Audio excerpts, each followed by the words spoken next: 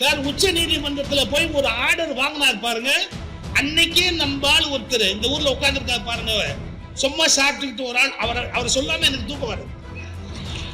சும்மா சாப்பிட்டுக்கிட்டு உட்கார்ந்துருக்காரு பாருங்க. அவருக்கு எவ்வளவு பெரிய அவமானம் தெரியுங்களா?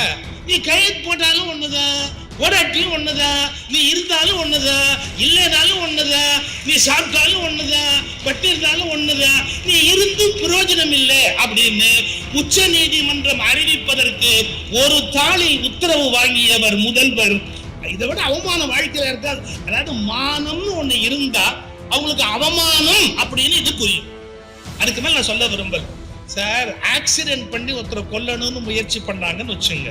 யாரு மோதுறானோ அவன் கார் பெருசா இருக்கணும், அடிபடுற காரு சின்னதா இருக்கணும். பெரிய காரு சின்ன கார் மேல மோதுனாதான் தம்புன்னு ஏதாவது நடக்கும். ஆனா மாருதி சுசுகி எவ்வளவு சின்ன கார் தெரியுங்களா? ஃபார்ச்சுனா எவ்வளவு பெரிய கார் தெரியுங்களா? எங்கேயாவது மாருதி சுசுகி மோதி ஃபார்ச்சுனால ஏதாவது நடக்குமா? நம்ம எவ்வளவு கூச்சம் இல்லாத ஒரு நிலைமைக்கு வந்துட்டோம் பாருங்க. நீங்க வாட்ஸ்அப்ல திரும்ப திரும்ப திரும்ப ஒரு செய்தி வரும். என்ன தெரியுங்களா? கோயில்களை இடித்து விட்டார், கோயில்களை இடித்து விட்டார், கோயில்களை பாருங்கள் கிரேன் வைத்து தூக்குகிறார்கள். நீதிமன்றத்தின் உத்தரவில்லாமல் ஒரு கோயிலை கூட இடிக்க முடியாது என்பது சட்டம். நீதிமன்றத்தோட உத்தரவு இல்லாம போய் யாரும் இடிக்க முடியாது.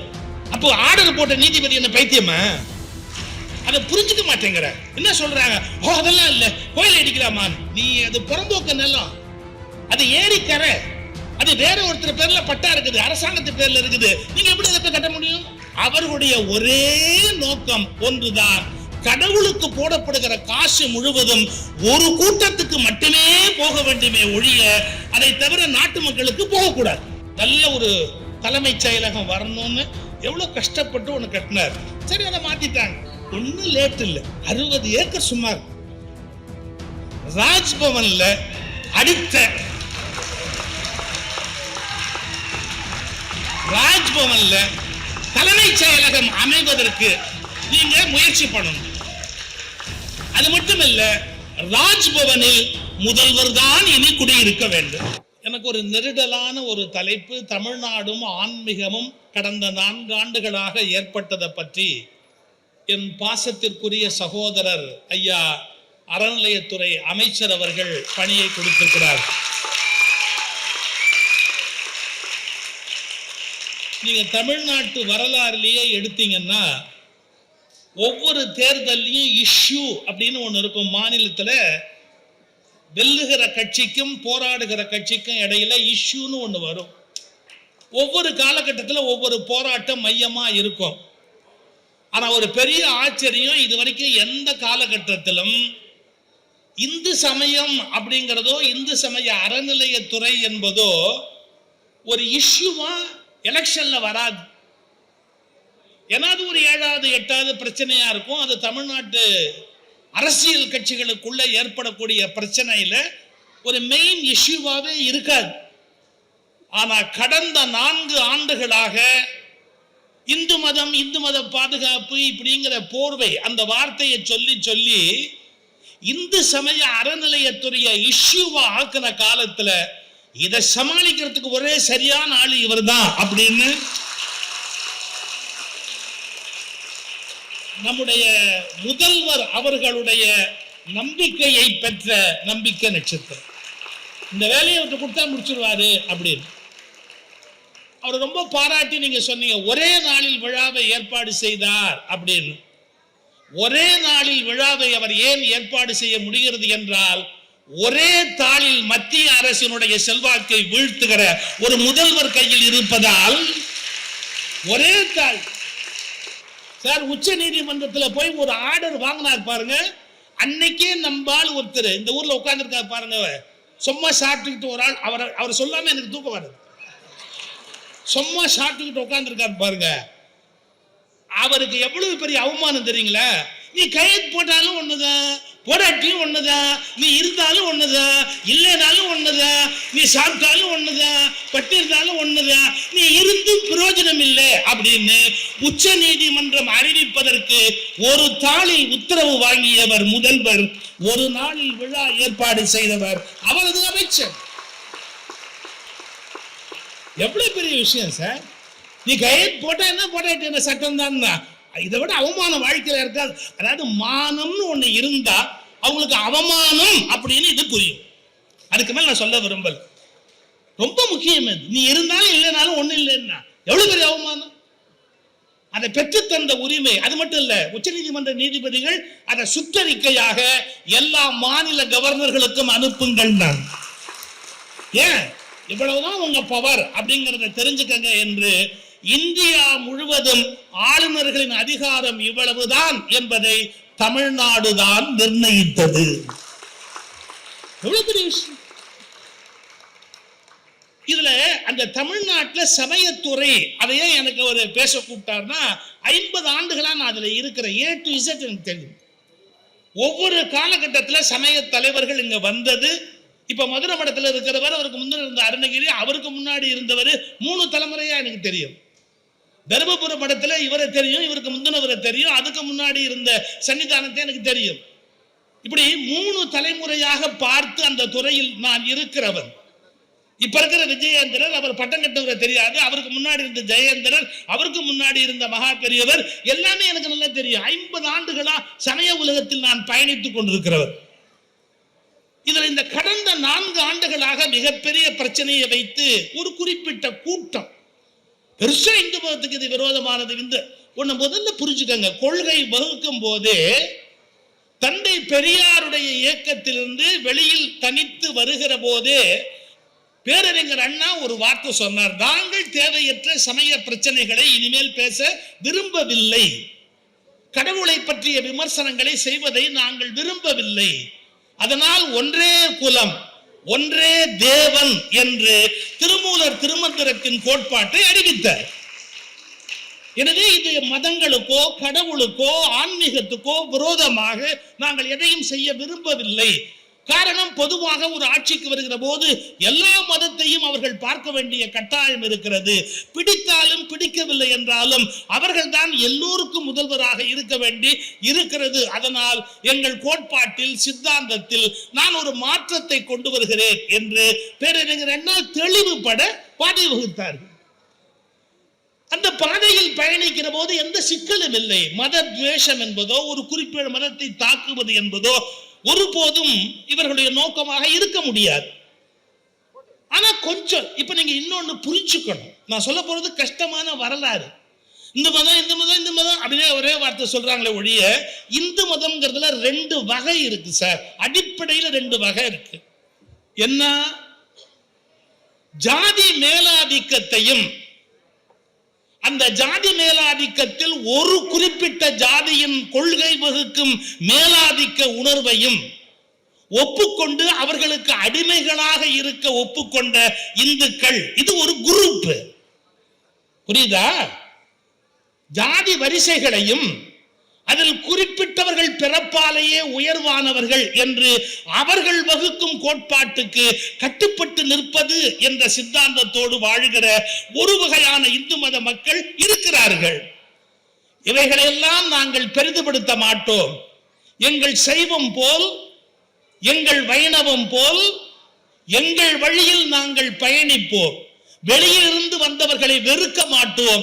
அவர்களும் ஒரு கூட்டம் என்று ஒப்புக்கொண்டு அவர்களுக்கு உரிய இடத்தை மட்டும் கொடுப்போம் என்று கருதுகிற இன்னொரு இந்து மத பிரிவு இருக்கிறது.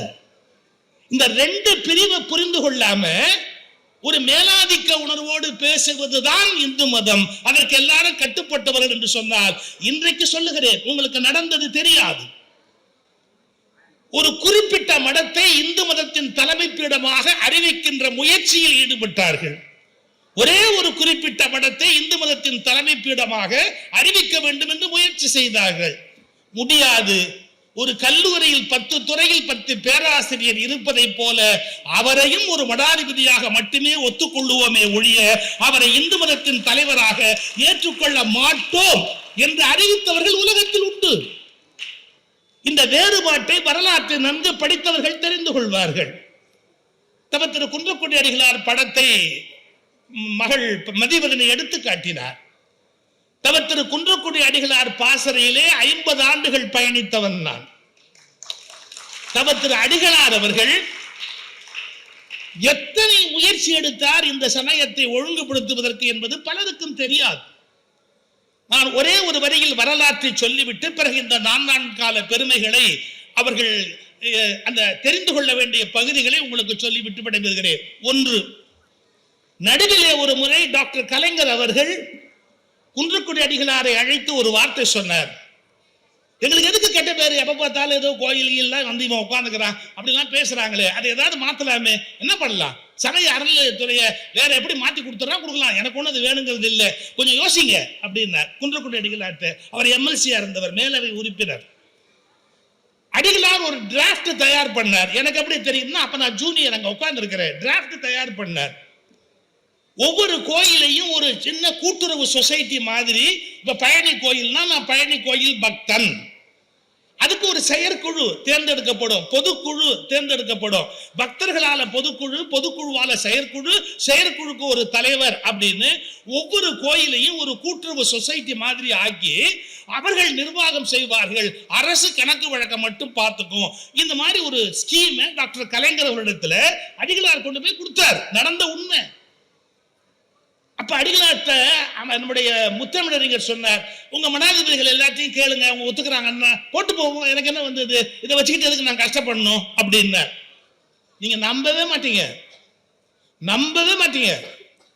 இந்த டிராப்டை எடுத்துக்கிட்டு அர்ஜுனன் அப்படிங்கிற ஒரு இணை, அப்ப வந்து துணை ஆணையர், ஒரு டிசி துணை ஆணையர் தான் அப்ப பெரிய ரேங்க், ஆணையருக்கு அடுத்த ரேங்க். அவர் போய் படிச்சு காட்டுறாரு, ஒவ்வொரு சாமியாட்டியா படிச்சு காமிச்சு அப்ரூவல் கேட்கிறாரு. அந்த குறிப்பிட்ட மடத்துல அப்போது பட்டத்துல இருந்தவர் அவர்கிட்ட போய் இதை படிச்சு காட்டுறாரு. அறநிலையத்துறையை மாத்திட்டு மக்கள்கிட்ட கொடுத்துடணும் அப்படின்னு தலைவர் விருப்பப்படுறாரு. இது மாதிரி ஒரு யோசனையை சொல்றாருன்னு அவர் சொன்ன வார்த்தையை சொல்லட்டுமா? வெளியில வந்தா கோயிலை விட்டு அரசு வெளியே போகணும்னு மாநாட்டில் பேசுற அவரு, அறநிலையத்துறை அவசியம் இல்லைன்னு வெளியில மாநாட்டில் பேசுற அவரு, அர்ஜுனன் டிசி இதை படிச்ச உடனே சொன்னார், எதுக்கு பேசாம கவர்மெண்ட் கிட்டே இருக்கட்டும், வேணும்னா ஒரு போன்ல நான் காரியத்தை பேசிக்கலாம், இல்லைன்னா ஒவ்வொரு ஜாதிக்காரன் ஒரு கோயிலை பிடிச்சுக்குவான், அப்புறம் ஒவ்வொரு ஜாதிக்காரன் கோயிலையும் காலையில் நான் விழணும். எப்படி எனக்கு ஒரு காரியம் ஆகணும்னா ஒவ்வொரு ஜாதிக்காரன் காலையும் நான் போய் விழணும். இப்ப அப்படி அவசியம் இல்லை, நான் பாட்டுக்கு ஒரு போன்லயே முடிச்சிருவேனே அப்படின்னு யோசிக்கணும். வெளியில் இந்த கோயில்கள் பொதுவாக வேண்டும் என்று பேசிய மடாதிபதிகள் உள்ளுக்குள் வஞ்சனையாக தேவையில்லை என்ற எண்ணத்தோடு இருந்தார்கள். இதெல்லாம் புரியணும், வரலாறு தெரியாது. டாக்டர் கலைஞருக்கு ஆசைப்படல, வேணா வச்சுங்க கொடுத்துட்டு போறேன், எனக்கு என்ன அப்படின்னு அடிகளாரோடு இருந்ததால் எனக்கு இது தெரியும். சரி, அதுக்கப்புறம் இந்த அறநிலையத்துறை அது பலவிதமான சிக்கல்கள், அதை கையாள வேண்டிய சூழ்நிலை ஏற்பட்டது. இந்த ஆன்மீகத்துல மடாதிபதிகளையும் சரி கட்டிக்கணும், மக்களுக்கும் பதில் சொல்லணும், அறநிலையத்துறை அதிகாரிகளையும் வேலை வாங்கணும். எப்போதும் வருகிற பிரச்சனைகள், வழக்குகள், துன்பம் உண்மையாகவே இன்னும் சுதந்திரமாக செயல்பட எங்களை ஒரு சிலர், அதாவது எங்களைன்னா நான் சொல்றது துறையை கொஞ்சம் அனுமதித்திருந்தா இந்நேரம் 50 கல்லூரிகளாவது தமிழ்நாட்டில் வந்திருக்கும், 50 மருத்துவமனைகளாவது வந்திருக்கும். உண்மையிலேயே மக்களுக்கு நன்மை செய்ய வேண்டும் என்ற இந்த அரசனுடைய சித்தாந்தத்தை வழிமுறைப்படுத்துவதற்காக முயற்சி எடுத்த போதெல்லாம் நீதிமன்றங்களுக்குள் ஒளிந்து கொண்டு செயல்பட முடியாதபடி தடுத்துக் கொண்டு இந்து சமய அறநிலையத்துறையை தொல்லை செய்தவர்கள் பல பேர். அதை சமாளிப்பது சுலபம் அல்ல. அவர்களுடைய ஒரே நோக்கம் ஒன்றுதான், கடவுளுக்கு போடப்படுகிற காசு முழுவதும் ஒரு கூட்டத்துக்கு மட்டுமே போக வேண்டுமே ஒழிய அதை தவிர நாட்டு மக்களுக்கு போகக்கூடாது. கடவுளுக்கு என்று காசு கொடுத்தால் அதை தாங்களே எடுத்துக்கொள்ள வேண்டும் என்று விரும்பினார்களே ஒழிய அது வேறு யாராவது தமிழருக்கு போய்விடும் என்றால் குறுக்கே வந்து நின்று கொள்வார்கள். இதை தாண்டி இத்தனை நல்ல காரியங்களை செய்ய முடிந்திருக்கிறது என்றால் கொஞ்சம் நீங்கள் யோசித்து பார்க்க வேண்டும். இது இந்து சமய அறநிலையத்துறையிலிருந்து வந்திருக்கிற ஒரு அறிக்கை. உண்மையா நீங்க படிச்சீங்கன்னா வியந்து போவீங்க. சேர சோழ பாண்டியர்கள் ஆட்சியில இருக்கிற போது கூட ஒரு கோபுரத்துக்கு 2 கோபுரத்துக்கு 3 கோபுரத்துக்கு வேணா கும்பாபிஷேகம் பண்ண முடியும். அதுவும் மிக நீண்ட காலம் காத்திருந்து செய்தா அதை பண்ண முடியும். ஆனா இந்த நம்முடைய இந்த அறநிலையத்துறை இப்ப பொறுப்பேற்ற பிறகு எத்தனையோ ராஜகோபுரங்கள், 90க்கு மேற்பட்ட ராஜகோபுரங்கள் கட்டி முடிக்கப்பட்டிருக்கின்றன. இன்னும் கும்பாபிஷேகத்துக்கு 110 முருகன் கோயில்களுக்கு மட்டும் குடமுழுக்கு நடைபெற்றிருக்கிறது. திருச்செந்தூர், பழனி, திருத்தணி இது மாதிரி இடங்களை எல்லாம் 7 முருகன் கோயில்களை எடுத்து பக்தர்களுக்கான ஒருங்கிணைந்த பெருந்திட்ட வரைவு என்று ஒன்று ஏற்படுத்தி A to Z எல்லா வசதியும் வருகிற பக்தர்களுக்கு கிடைக்கும்படியான திட்டம் வரையறை செய்யப்பட்டிருக்கிறது. ஒண்ணு சார், பழனியில நடைபெற்ற முத்தமிழ் முருகன் மாநாடு மட்டும் எத்தனை பேர் வயிற்றுல புளிய கரைச்சது தெரியுங்களா?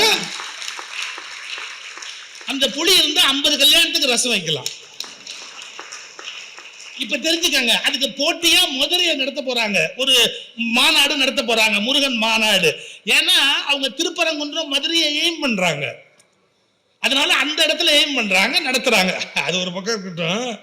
லேட்டஸ்ட் நியூஸ் பார்த்துட்டு சும்மா இருக்க முடியாதுல்ல சார். ஆக்சிடென்ட் பண்ணி ஒருத்தரை கொல்லணும்னு முயற்சி பண்ணாங்கன்னு வச்சுங்க. ஆக்சிடென்ட் பண்ற காரும் பண்ணப்படுற காருக்கும் ஒரு சின்ன டெக்னிக்கல் கணக்கு இருக்குது. யாரு மோதுறானோ அவன் கார் பெருசா இருக்கணும், அடிபடுற காரு சின்னதா இருக்கணும். பெரிய காரு சின்ன கார் மேல மோதினாதான் தம்முன்னு ஏதாவது நடக்கும். ஆனா மாருதி சுசுகி எவ்வளவு சின்ன கார் தெரியுங்களா? ஃபார்ச்சுனா எவ்வளவு பெரிய கார் தெரியுங்களா? எங்கேயாவது மாருதி சுசுகி மோதி ஃபார்ச்சுனால ஏதாவது நடக்குமா? இந்த வண்டி என்ன, அந்த வண்டி என்ன? நான் லாபம் படிச்சதால சொல்றேன், இந்த கேஸ் நிக்காதுங்கப்பா. மாருதி சுசுகியை கொண்டு போய் ஃபார்ச்சுனா மேல மோதி ஒரு காலத்து அது நீங்க செய்யறதா இருந்தா சரியான ஆள்கிட்ட கேட்டு பண்ணுங்கப்பா. அதுலயே சில பேர் இருப்பாங்களா, அவங்கள போய் கேளுங்க. நம்ம எவ்வளவு கூச்சம் இல்லாத ஒரு நிலைமைக்கு வந்துட்டோம் பாருங்க. நான் ஒரு 2-3 தகவல் உங்களுக்காக சொல்றேன். நீங்க வாட்ஸ்அப்ல திரும்ப திரும்ப திரும்ப ஒரு செய்தி வரும், என்ன தெரியுங்களா? கோயில்களை இடித்து விட்டார், கோயில்களை இடித்து விட்டார், கோயில்களை பாருங்கள் கிரெயின் வைத்து தூக்குகிறார்கள். நீங்க எல்லாம் அதுக்கு விளக்க சொல்றோம். நீதிமன்றத்தின் உத்தரவில்லாமல் ஒரு கோயிலை கூட இடிக்க முடியாது என்பது சட்டம். நீதிமன்றத்தோட உத்தரவு இல்லாம போய் யாரும் இடிக்க முடியாது. அப்போ ஆர்டர் போட்ட நீதிபதி என்ன பைத்தியமா? அதை படிச்சு பார்த்தோன்னு ஒரு முடிவுக்கு வர்றாரு, அல்ல ஏதோ ஒரு சட்டப்படி தவறு இருக்கு அப்படி. இப்ப 12 மாடி கட்டவனை கூட இடிக்க சொல்லிட்டாரு. ஏன் இடிக்க சொல்றாரு? அந்த திட்டத்துக்கு அனுமதி வாங்கல, அவங்க கட்டி இருக்கிறாங்க, அவங்க 8 மாடிக்கு அனுமதி வாங்கி 16 மாடி கட்டிட்டாங்க, அந்த கட்டடத்தை இடி அப்படிங்கிறார் நீதிபதி.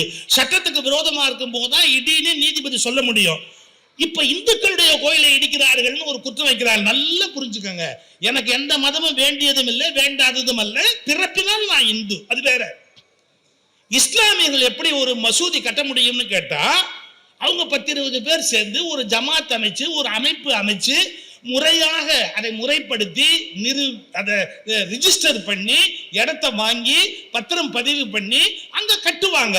அது தனியாருடைய சொத்தா மாறிடும், யாரும் போய் ஒண்ணும் கை வைக்க முடியாது. ஒரு சர்ச்சு கட்டுறதா இருந்தா நீங்க இஷ்டத்துக்கு கட்ட முடியாது. ரோமன் கேத்தலிக் சர்ச் நீங்க கட்டுறதா இருந்தா முடிவு பண்ணா ஆர்ச் பிஷப்ட அனுமதி வாங்கி மேல வரைக்கும் போய் அனுமதி வாங்கி தான் அங்க கட்ட முடியும். இந்த போதகர்கள் கட்டுறாங்களே சபை, அது கூட அவங்க இஷ்டத்துக்கு கட்ட முடியாது. அவங்க ஒரு சின்ன சொசைட்டி போட்டிருப்பாங்க, அதுல வாங்கி பணத்தை கணக்கு காமிச்சு அதுல கொஞ்சம் முன்ன பின்ன இருக்கலாம், ஆனாலும் அவங்க அனுமதி பெற்று சட்டப்பூர்வமா கட்ட முடியும். நல்ல கவனிங்க, இடம் வாங்கி சட்டப்பூர்வமா பத்திரப்பதிவோட ஒரு இடத்தை கட்டினா அதை யாரும் இடிக்க முடியாது, இடிக்க ஆர்டர் போட முடியாது.